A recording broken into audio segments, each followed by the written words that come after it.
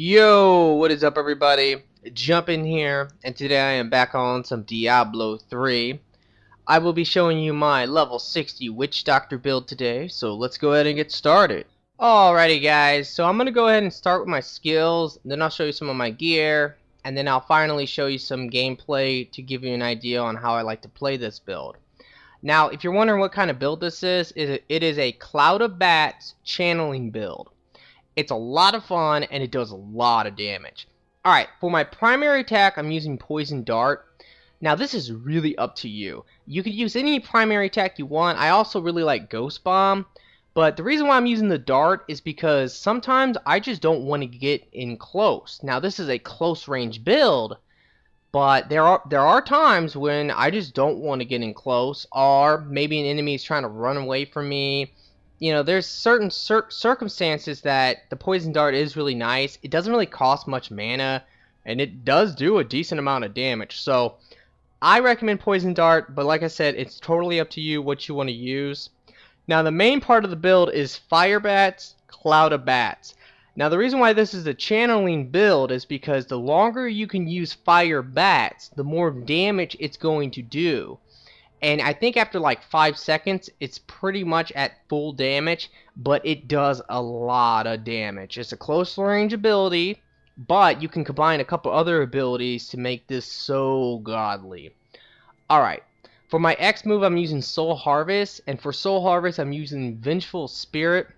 It does a lot of damage, it crits in the millions, but the best thing is that it buffs you. You get 130 intelligence for each enemy you affect. That's up to 5 enemies, so that's a lot of intelligence. And because it does damage, what I like to do is I run into the group, I soul harvest them, then I use my fire bats, and they all die. For my Y move, I'm using the big old monkey. I like him because I can summon him, he won't die, he'll do his own thing, I don't have to worry about him. But this is totally up to you. If you don't want to use the monkey, you can use anything else you might like. I also really like Grasp of the Dead because it slows enemies, it pretty much traps them, it does decent damage, and you can combine it with the build, so you can use Grasp of the Dead, Run In, Soul Harvest, Cloud of Bats. They're all trapped, they're all dead. It's pretty nice, but in general, I just prefer to be able to summon this guy and let him do his own thing.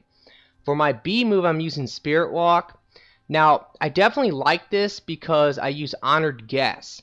This allows me to gain 15% of my maximum mana back every second it's on. So it's pretty much 30% because it only lasts for 2 seconds. But I personally think Spirit Walk is one of the best abilities in the game because it makes you totally invincible. So what I like to do, because you gotta remember this is a channeling build and mana is definitely important, I will run into the group, I will soul harvest, then I will start to use my fire bats, my cloud of bats, and then I'll use spirit walk. And by doing that, I will not really lose any of my mana for the first 2 seconds, and I will be able to build up the damage to be insane. And by the time that the spirit walk is gone, or maybe a couple seconds after that, they're all dead. And it's really nice against anything with reflect damage because sometimes you'll just kill yourself, and if you have Spirit Walk, you won't have to worry about that. For my RB move, I'm using Big Bad Voodoo, and for that, I'm using Slam Dance. This thing is amazing because, okay, it gives you movement speed bonus, which is really not important because it's kind of a small little circle anyway, but it also gives you attack speed, which is 20%. Now, attack speed isn't really that important for the Fire Bats, but in general, it is nice, and also you get 30% more damage for you and all your allies.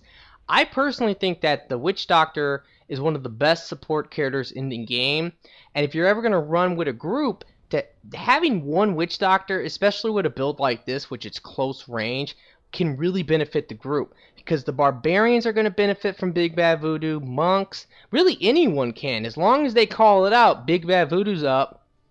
You run in there and you're going to get like an amazing buff for you and all your allies. Now for my 3 passives, I'm using Graven Justice. Really like this. It's kind of like Critical Mass in a way because every time you get a kill, you will reduce the time of your cooldowns by 1 second. Critical mass, of course, is that every time you get a critical hit, you reduce the cooldown by 1 second. But, this is still nice because if there's a mob and there's like 10 enemies and they all die and you're in the radius of it, you're going to be able to use your Soul Harvest really quickly because it's only 15 seconds.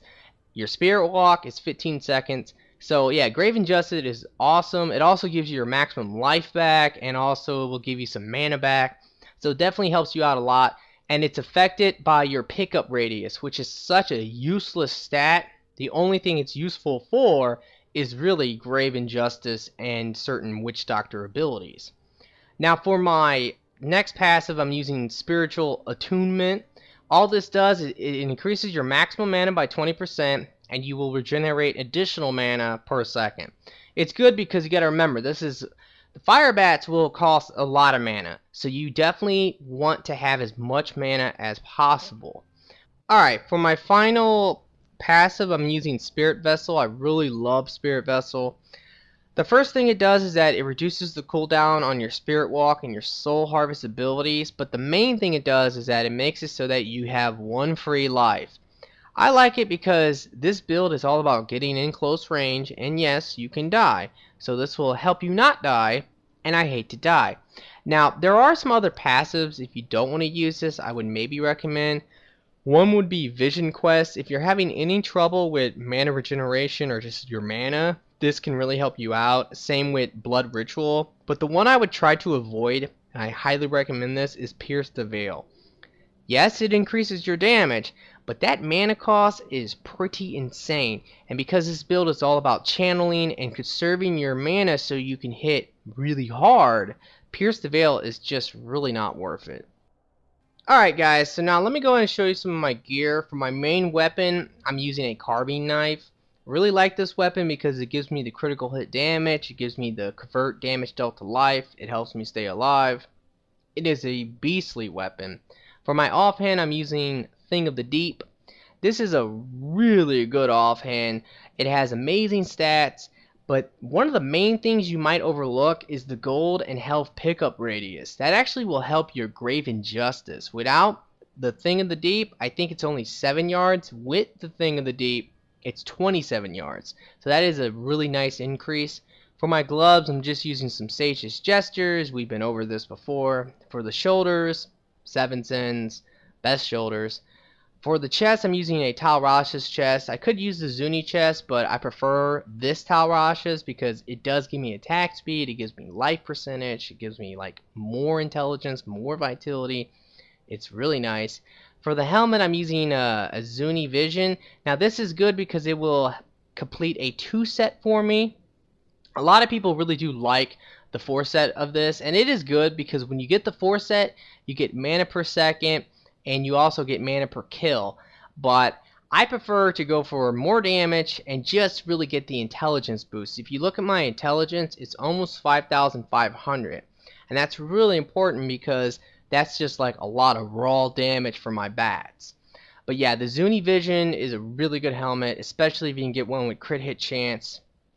It is really badass. It's kind of ugly, but it is badass. Now for the necklace, I'm using a Tal Rasha's necklace. I prefer the one with base damage because one thing I've noticed is if I go for a lot of attack speed, I have a decent amount of attack speed, but if I go for too much, I burn through my mana way too quickly. So I try to balance it out a little bit, and I definitely prefer this Tal Rasha's for my Witch Doctor over the other one with attack speed. For my bracers, I'm using some Prowlers. For my rings, I'm using a Unity ring. A really good Unity ring because it has the crit hit chance, crit hit damage, base damage. I'm using a Zunipox ring. This Zunipox ring is just so good. Base damage, attack speed, critical hit damage, critical hit chance. Really good. For my boots, I'm using some Bow Anglers. I really like these, high intelligence, high vitality, and attack speed. For the pants, I chose to go with Deep Diggers because these particular ones, they have 515 intelligence. I mean, that's a lot of intelligence. So that's the reason why I chose these.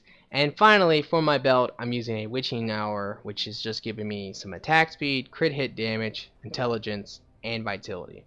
Alright guys, so now I'm going to go ahead and show you some gameplay and give you a general idea on how I like to play this build. Alright guys, so now let me go ahead and show you a little bit of gameplay on Inferno Master 5 using this build. It's actually really simple to actually use the build. I've talked about this already before, but what I like to do is I see a mob, I run into the mob, I hit him with Soul Harvest. Soul Harvest does a decent amount of damage, plus it buffs me. Then I use my Fire Bats, and depending on the circumstances, I'll use Spirit Walk to help maintain my mana and also to help me stay alive. If I come across some elites, I might throw down some Big Bad Voodoo, or maybe if I'm fighting a boss, I'll throw it down.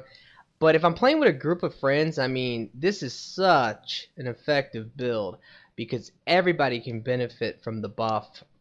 And it's insane how fast elites will die, bosses will die.